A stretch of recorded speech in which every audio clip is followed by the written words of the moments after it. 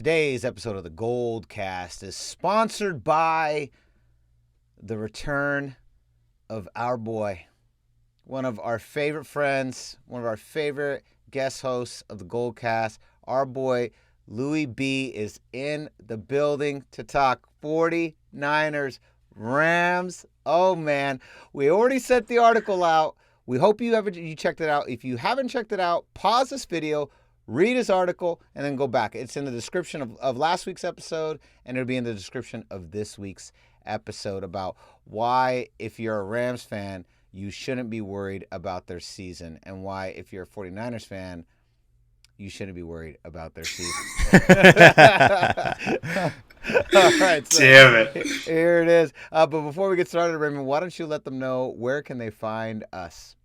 You can always like us on Facebook.com/TheGoldCast, and you can follow us on Twitter at @the_Goldcast, and be sure to subscribe to us on Apple Podcasts, YouTube, Stitcher, Spotify, everywhere that podcasts exist. Go ahead and subscribe and leave a comment on the YouTube section, because we'd certainly like to hear from you and certainly want to get your take on today's episode. It's a rivalry episode. It's a rivalry episode, yes. Let's One hear of that the best. rivalry. Come out, Rams fans. Represent. Raymond, where can they find you? You can find me on the handles written right there at the bottom of my screen. That is @RaySolis on Twitter and @RaySolis1 on Instagram. Absolutely. And you can find me on @IamRudy3RD on both Instagram and Twitter. And Lewie, where can they find you? Find me at actually Lewie B on IG and Twitter. All right, there we go. Okay, gang, this is going to be a 49ers Rams-centric episode. As we pretty much do every year, we bring Lewie on at some point to talk 49ers Rams. It's what we do. It's awesome, though. This is obviously the first time Lewie's going to be on now that we've flipped to video on YouTube. So very exciting. Excellent episode. He's a lot more handsome than that gruff voice suggests. Thank you. I appreciate it. Yeah, I'm sure they're like, oh, this isn't like a giant monster of a man with like a huge beard or something. Yeah, you're not all quarantined out. Yeah. I got cleaned up. I'm loving it. I'm loving the cleanup I got. There we go. Necessary. Absolutely. All right. The greatest panelist in the game. He's in the building. Your professor of fanalism. He's here. Our LA co-host is here. Let's go.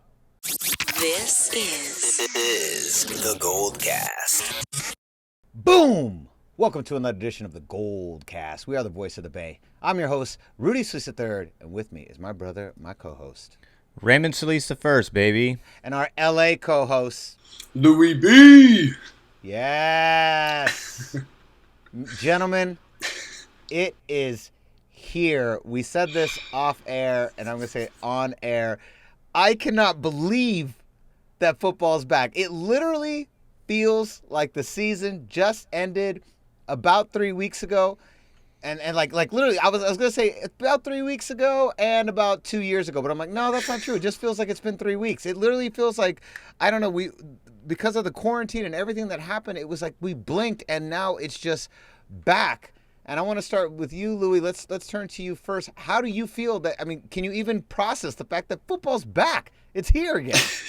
I literally can't. I mean, that's what we were talking about off camera, and it's like, it's insane that literally we're 3 days away from the season opener. It doesn't feel real. It's like such a surreal thing because, like you said, like the quarantine felt like it was either 5 months or like 3 years. There's no way of telling. It was like just in limbo. But like, yeah, I feel like because we didn't get really a full training camp that we're used to getting. We didn't really get OTAs. We didn't get any preseason. So like, I think that we're not used to the NFL season just appearing, and I think that's what is drawing this like surprise. And it's insane. I'm like beyond pumped, obviously, but it doesn't feel real. It's crazy. Absolutely not. How about you, Raymond? How are you? Do you feel the same way? Does it feel like the season was just 3 weeks ago, or are you like, no, man, this has felt like the longest stretch of all time between these seasons? I think because I was so preoccupied with COVID and what was going to happen and how that was going to affect our lives that I felt that it took forever to get back to here. And I know that it was in question early on, but then I felt like, oh, well, it's March. It's already the off season. So by the time we get to August, it should be fine. All this should be blown over, but no, still locked down. The state still, we have taken some cities off the watch list. Thankfully, San Francisco's off the COVID watch list. So good job, San Francisco.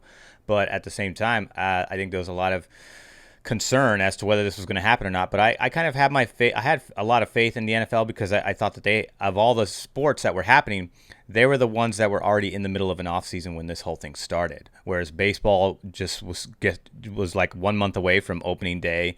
Basketball was in the middle of the latter half of the season. So they had a lot more hurdles to overcome, whereas the NFL had 6 months to prepare for for what contingencies they were going to put in place and what protocols they were going to give all the teams, and what all the teams were going to put in terms of protocol too for themselves, in addition to what the NFL was doing for them. So it kind of took a while for me. So I wish I had your guys' perspective, because I was like, God damn, this is taking forever. Can we just get to the kickoff already? So thank God, 3 more days. 3 more days, and it is here. Pretty exciting stuff. So, Lewie, let's talk about your article. You are a contributor, and let's talk about the website that you're a part of. I'm going to let you do all the selling on it. The website that you're a part of, and how exactly you got into this situation of releasing this article, which I thought was a great article, by the way. It really was, genuinely. Yes. Thanks, man.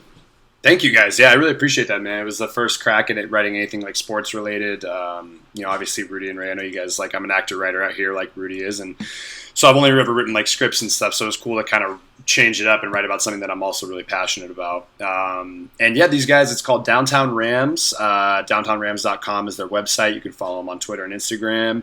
I just started following them on Twitter maybe last season, probably. We just follow each other, just random Rams news and stuff. And I thought they were pretty cool guys. And then sure enough, one day on Twitter, they're just kind of reaching out to their following, looking for people to write about the Rams. So I was like, look, man, I got nothing else going on right now, dude. That's what I told Rudy. I was like, I'm not doing anything. So yeah, might as well, let's just take a crack. So I wrote a sample, which was basically pretty much the article you read was pretty much the sample I wrote for them, sent it in, and then they said they wanted to bring me on. So that first one I did, I just ended up using that article. I'd been talking about this all off season, about I was talking with Rudy about it.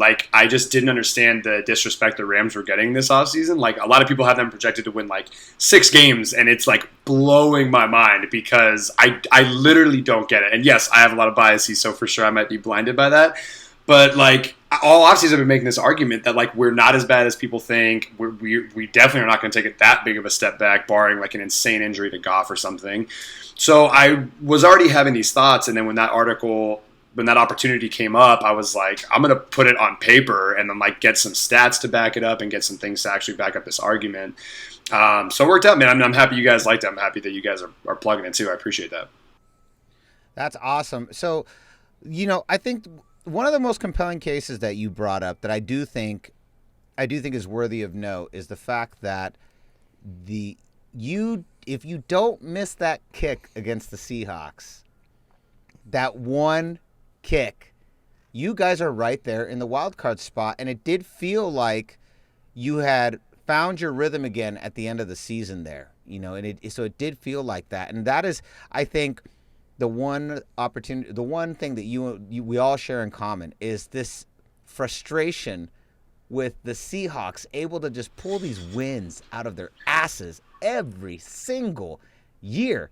And even though the team itself isn't nearly as complete as the Legion of Boom era from last decade, or between 12, 13, and 14, and even 2015 a little bit, this team has managed to just somehow over the years constantly be in the mix, and mainly because of Russell Wilson. It kind of similar to what we saw on the Patrick Mahomes run last year during the playoffs, right? Where that team, that is a classic Andy Reid team, and if anyone else is quarterback in any one of those games that they played, the Chiefs completely botch it, and they lose the Super Bowl, AFC Championship, divisional round. Every one of those games was a classic Andy Reid game where for some reason they're completely underperforming, and you're about to see them shoot themselves in the foot again. But Patrick Mahomes single-handedly pulls that team out of the depths of loss all 3 games. And Russell Wilson has that same ability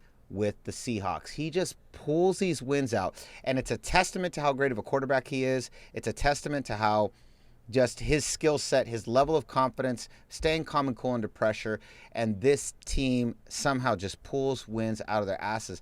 I think that's a really important thing, Louis, is that if you don't miss that one, you're 10-6, and you're in the second. You're the wild card in the playoffs, and that I can't argue with that on you, because I also had a team that lost a kick. We would have swept the Seahawks had we just made one kick. We would have beat the Seahawks. We would have swept them. Yes, we share your pain in that regard. Yeah, exactly. Exactly. That's a big one. What do you think, though, about the level of the defense? It does feel like, it seems like you've upgraded at O-line, which is a big point in your article. And I mean, I had the same argument in 2014 with Cap's last year as starter and Harbaugh's last year. The O-line was completely decimated. We had the most injuries in all of the NFL, and everyone's like, oh, well, Harbaugh's slipping and Cap's slipping, and it's like, well, no, I mean, there were, there may have been some issues with trying to get Cap to do things that he wasn't really within his skill set. But that O-line, he was the most sacked quarterback that year. And that was my argument the whole time, was that the O-line, the decimation of the O-line was the number one reason I thought Cap really regressed. And you kind of have the same argument here with Jared Goff. Aside from the O-line being upgraded, though, how do you feel about the defense? We do have Aaron Donald there, but it does feel like there's definitely taken a step back. We have a brand new defensive coordinator. I know there's been some good things that have been said about him, but that defense has lost a lot of big players. Let's address the defense. How do you feel the defense is going to maintain any consistency, or do you agree that the defense has taken a step back? Yeah, I think I like I talk about in the article too. Like I do, it's fair to say that the defense took. I guess you could say a step back. I don't know how big of a step it would be, because at the end of the day, losing Corey Littleton, I think, is a really underrated loss that we had this offseason. A lot of people were talking about more like Dante Fowler and Marcus Peters, who we lost midseason last year, and thank God. But we got Michael Brockers back, which is huge. But losing Dante Fowler and Corey Littleton pretty much just like completely evaporated our entire linebacking core. So while I do think we still have an impressive secondary, I think John Johnson's another underrated safety that we have. Taylor Rapp coming into his second year, who showed a lot of promise his rookie year. And then, of course, Jalen Ramsey, who's arguably the best cornerback in the NFL. So I think our secondary is totally fine, and I think our front four is still just as fine with Aaron Donald. As long as you have Aaron Donald back, you have a good front four at the end of the day. And then we got Michael Brockers back. The free agent signing in the offseason to Baltimore fell through, which I was stoked about, because that means he came back to the Rams, so it was awesome. So I think our front four, it's literally just that linebacking core. And we picked up Leonard Floyd from Chicago, who I think can be kind of like Dante Fowler-esque on the outside. He's a big physical freak, and he's very fast, very physical. So I trust that. But yeah, no, for sure. I think our linebacking core took a definite step back. And I mean, it'll show up. But I think that's where I argue with it is like I think I trust so much in our offense and in our secondary that I feel like we're going to still be a competitive team, because I think our offense still has a bunch of weapons. They're still great, and our secondary can at least hopefully shut down some of the passing attacks of some teams in the NFC. Yeah, I felt like you guys definitely misfired on the corner section. Even though you traded for some big corners, for some reason they just didn't play well. And then when Marcus Peters left, then he was back to Pro Bowl form, and you were able to kind of get some salvage from those moves by bringing in Jalen Ramsey, who's incredibly consistent, and was able to kind of like say, hey, you misfired on some pro corners for whatever reason. They weren't as consistent as they were prior to when they arrived in LA, and also after they left LA. It was kind of weird. For some reason, they just didn't settle into LA very comfortably in that system. And I don't know why, because Wade Phillips actually runs a pretty simple system. There's nothing too complicated about it, which is why it's good. Kind of similar to Vic Fangio. Vic Fangio runs a really simple system when he was with the Niners and when he left too, and it's really easy to follow. And also Robert Saleh kind of runs also a pretty simple system too. It's really straightforward. And it's just about pass rushing and allowing, giving some extra time or taking away time, disrupting the timing of the quarterback and allowing your secondary to capitalize on that. But I think you guys stepped up big time with Jalen Ramsey. He's obviously going to be a beast this year. He's a beast every year. I have no doubt that he's going to perform, and I think that certainly shores things up on one side, and then the other side, you have faith in those guys. I don't know them as well as you do, so I think it's kind of a wait and see in my book. But I do think that the linebacking thing was a big deal, as you pointed out in the article, because that's the middle of the field. That really exposes you for intermediate pass attempts. That exposes you in a tight end position if you start to face some of those really good catching tight ends like a Kittle who's in our division. So I think that that's going to be an issue. So we'll just have to see how that kind of works back into proper form. But I think McVay did a really genius thing switching from 11 to 12 personnel, which you also cited in the article too, because he had to do something. I mean, you guys are getting beat and exposed left and right. And I think the Niners in that first matchup really did some exposing there and really kind of put you guys on notice for the NFL, like, hey, this is kind of how you work this. Outside of that first touchdown run that you guys had in the opening kickoff, you guys weren't able to score again in that game, and it was like 20-7, I think, if I recall the score. So I think him making those late season adjustments, I think, really helped. It salvaged it. That's what led to the 9-7 record, because you guys were fighting to get back in it.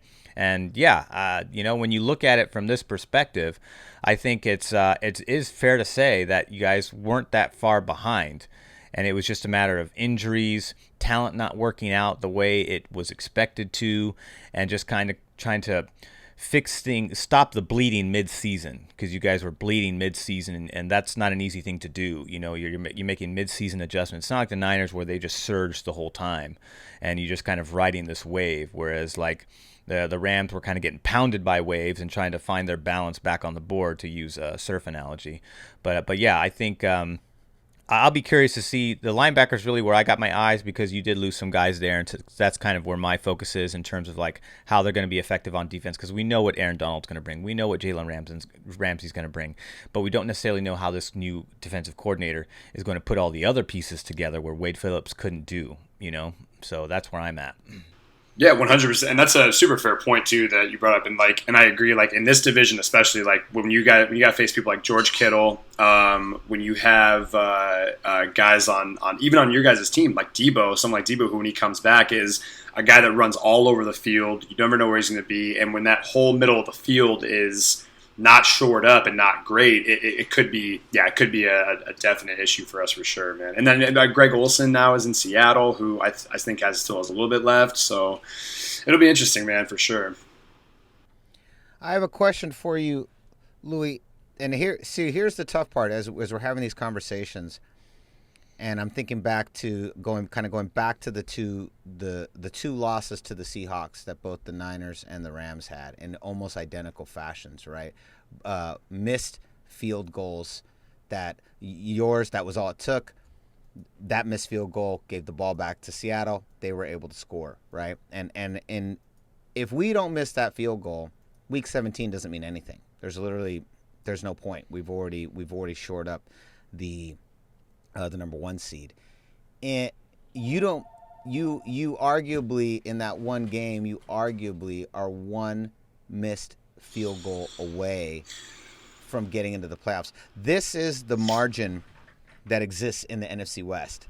That one missed field goal in one game could be the difference between a playoff berth and not. The margin for error in the NFC West is so small.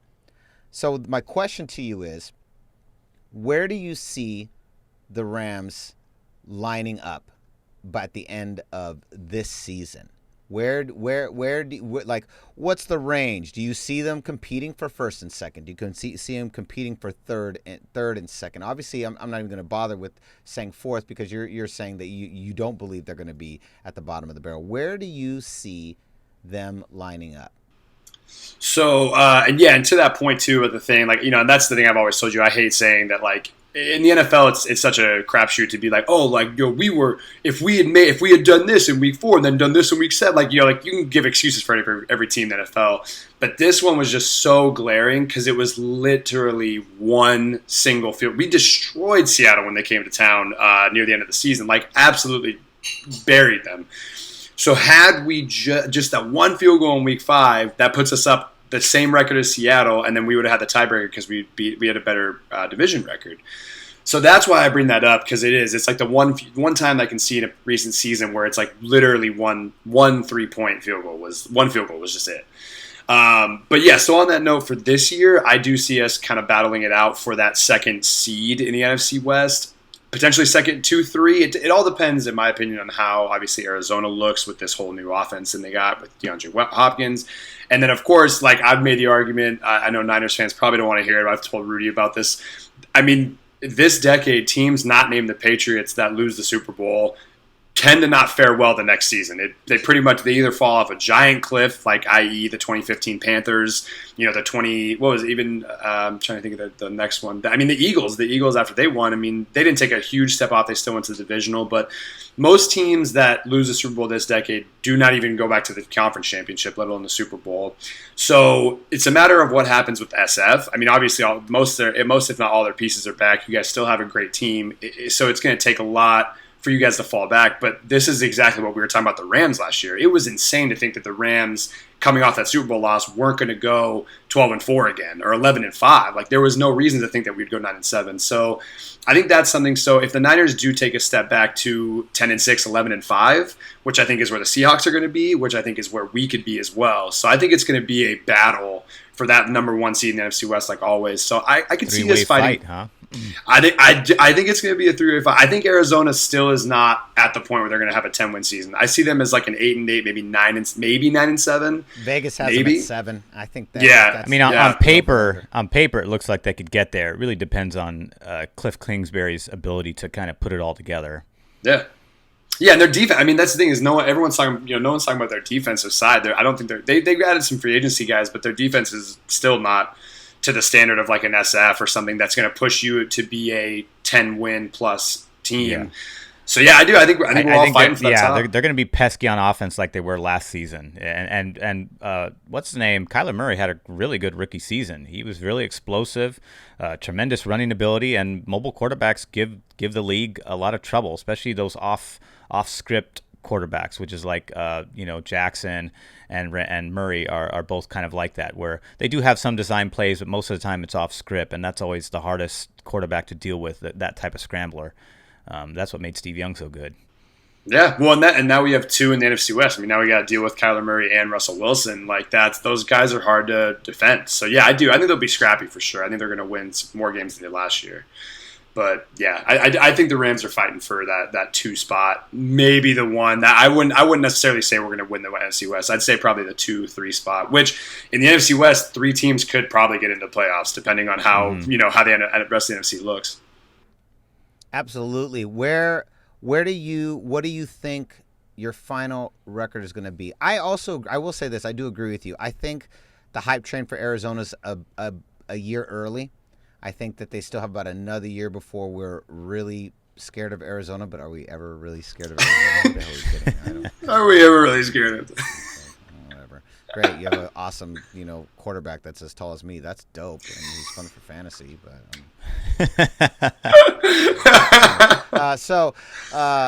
where I think Arizona is probably still. I would say I would not be surprised if they end up the 4th seed. I know Arizona fans. I mean, I can't tell you how many Arizona fans tell me they go, "Oh man, I think we got this in the bag." I'm like, "What?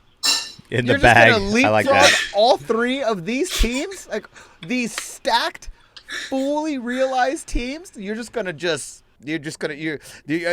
think after seeing what San Francisco did last year, they're just assuming that they're gonna do it this year. And I'm like, man, that's a lot of dead bodies. Yeah, you have to love the combination of confirmation bias with when it comes to sports. Optimism and confirmation bias come together in sports. It's always like the Raiders. They think they're going to the Super Bowl every year. A lot of those fans say that. So Cowboys it's always think just so funny. every year, yes, too. Cowboys every year, baby. Every year we're going. Cowboys. Cowboys and Love that Raiders faith. level of optimism is incredible. It's unreal. They always have the hypest fans for no reason. Yeah, it's No like reason. Big swinging dick with like a micro penis. So yeah, Sorry so all to the answer, children listening to the Gold. yeah. So to answer your question, yeah, I think the Rams. My prediction would probably be 10-6. 10-6.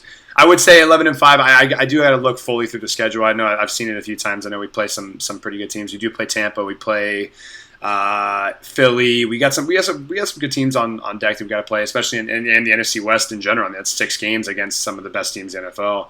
But yeah, I think 10-6 is a very good guess for us. I wrote in the article, but like Sean McVay's worst season as a head coach was last year. We went 9-7. Like he's never not had a winning season as a head coach. So like the idea that for some reason this year he's going to go 7-9 or 6-10 is like it's beyond me. Yeah. Yeah, you got to consider the variables. As someone who is stat driven like myself, I have to look at like what have they done to patch things up?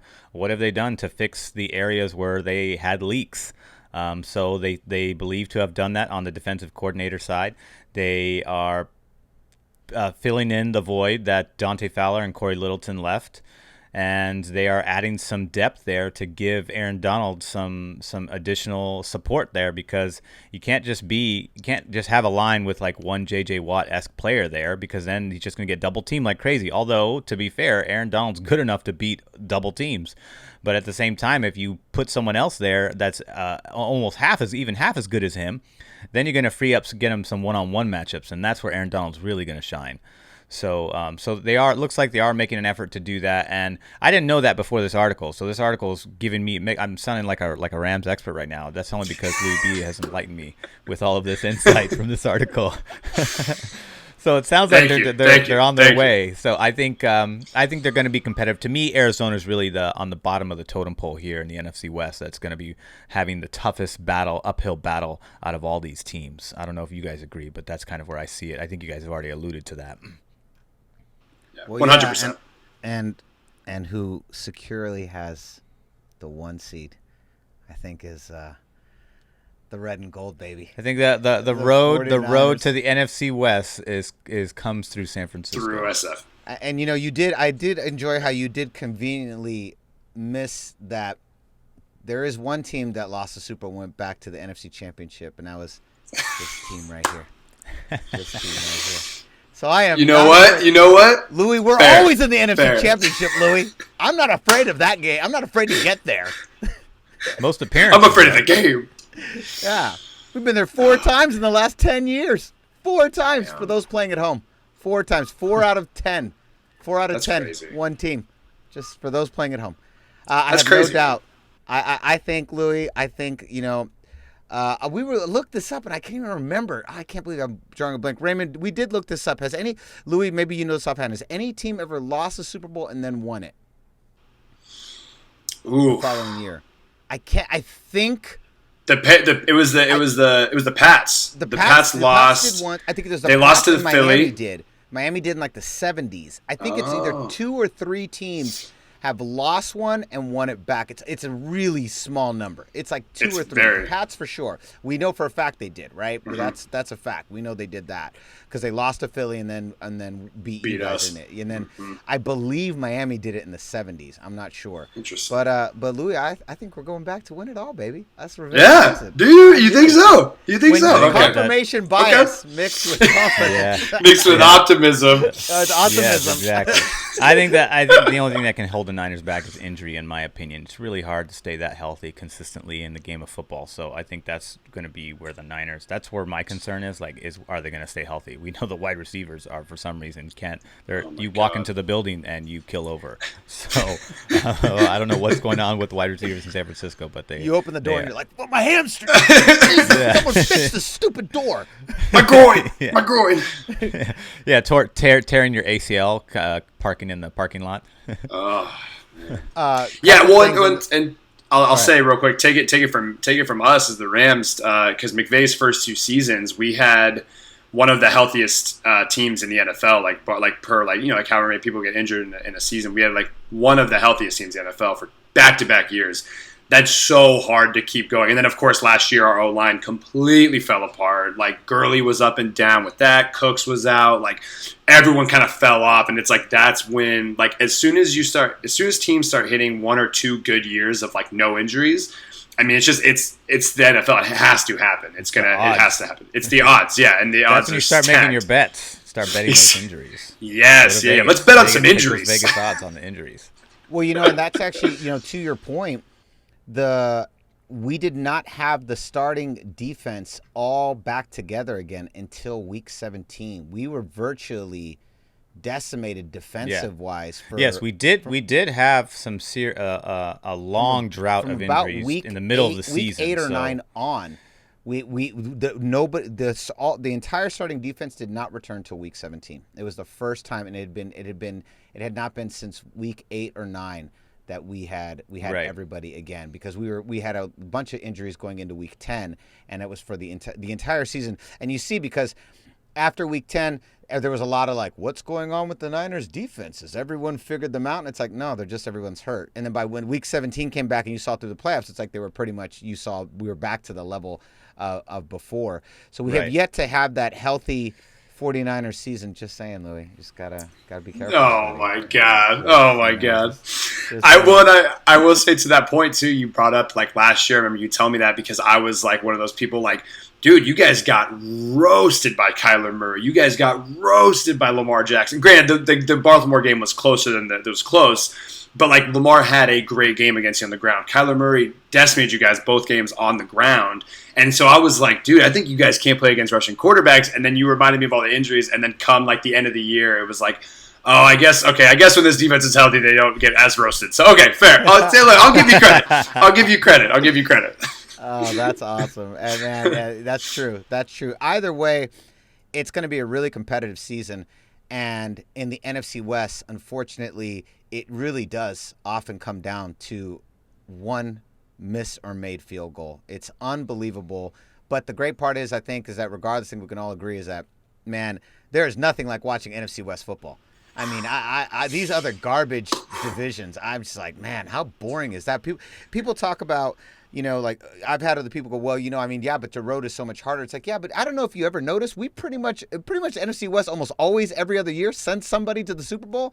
Like, okay, so you could talk about how competitive and maybe the road is quote unquote harder. Well, hey, for some reason we always end up there. The Seahawks, the Rams, the Niners, all 3 teams have gone, a couple times now. So I don't know. I think it gives us a level of advantage that it doesn't give other teams. Like, you got the Pats with their, they sleepwalk their way through the season and are able to get there because these teams are such garbage. But the level of grit and toughness it takes to stay competitive at the NFC West, I think primes us in a way for the post that other divisions are not ready for. It's like, man, every game is a playoff game in the NFC West. We play at this level all year. It's like, it's not a thing for us. So going into the post, it is not the jump for us isn't nearly as tough, I think, as it is for other teams. And I love it. I love the fact that you're looking at 3 teams here that are probably going to be separated by 2 to 3 losses at the most. I'd say 1 to 3 losses at the most are going to separate these 3 teams,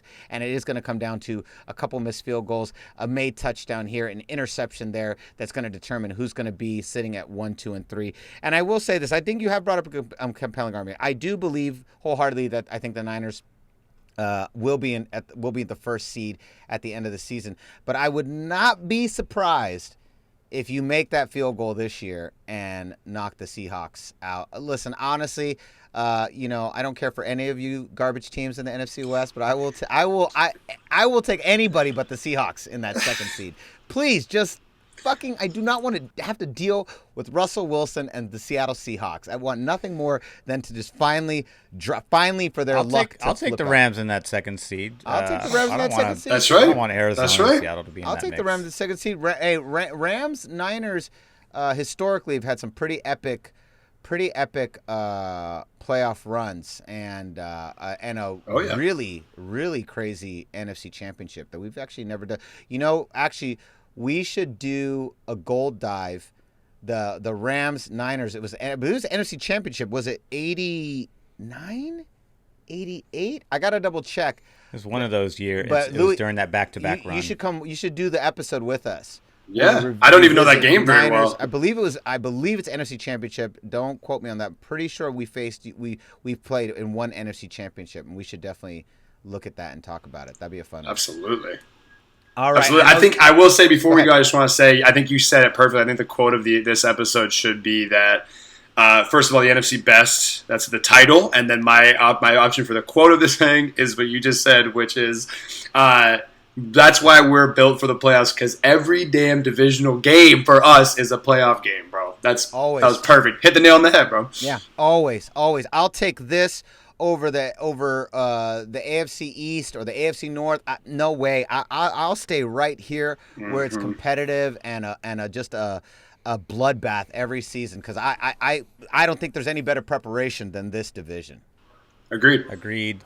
Absolutely. Well, awesome. We'll check out that article, whether you're a Rams fan. Well, if you're a Rams fan, we're not even really sure why you're watching this, but if you're a Niners fan, check out Lewie B's article. Support one of our guest hosts. He's been with us for many years now and will be here for many years to come. So check out his article. I sent the link was in last week's episode. I'm going to put it in this week's episode. And Downtown Rams. Yeah, Downtown Rams. Why you shouldn't be worried about the Rams. Is that the whole thing? Why you shouldn't be worried about the Rams? Well, you shouldn't be worried about the LA Rams in 2020. Yeah. The LA Rams in 2020. It's a really fun read, and I think it's just another testament to how competitive this NFC West is going to be. I cannot wait. Last thing I will say in respect to all three of these teams is that the big belief right now is without the preseason, without a true without a preseason, we've had pretty much the training camps, from everything I've heard, has pretty much been what it's always been, but with the absence of the preseason, the belief right now and the belief that going into the season is that most pundits agree that the teams that have a system, that have a built-in system, that had worked the same system for years, those are the teams that are going to do the best, and the 49ers, the Rams, and the Seahawks all have that. So it's going to be a really interesting season, because basically the first 6 weeks of this thing, I think 4 to 6 weeks, are going to basically be our preseason. So who the hell knows? I think it's going to be a slugfest. I think it's all six of these games. Honestly, I think there's going to be a lot of like 10-6, 9-7 teams going into the playoffs. I think a lot across the board, because it's just the randomness. Already September is pretty random. Now we don't even have a preseason, and we're going into this thing. I don't know, man. I think you're going to see some wonky wins and some wonky losses in those first 5 to 6 weeks, and we'll really settle into things from about week 8 on. That's my prediction. I agree on that as well. All right, gentlemen, we are wrapped up. Lewie B, thank you so much for coming on the show. First video one. Thank you so much. Great to see you. Thank you, guys. Absolutely. Yeah, man. Glad to have you here. Glad to have your face here now that we've gone I know this format. It's awesome. I love seeing you guys. Fans enjoy that. Yeah, it's going to be great. This video should be up here probably, I would say, hopefully today I'll have the video up. So I'll definitely link all you guys when it's up. And so concludes another edition of the GoldCast. We are the voice of the Bay. I'm your host, Rudy Solis III, and with me is my brother, my co-host, Raymond Solis the First, baby. And our esteemed co-host, Lewie B. Boom! We'll see you next time. Same GoldCast time. Same GoldCast channel.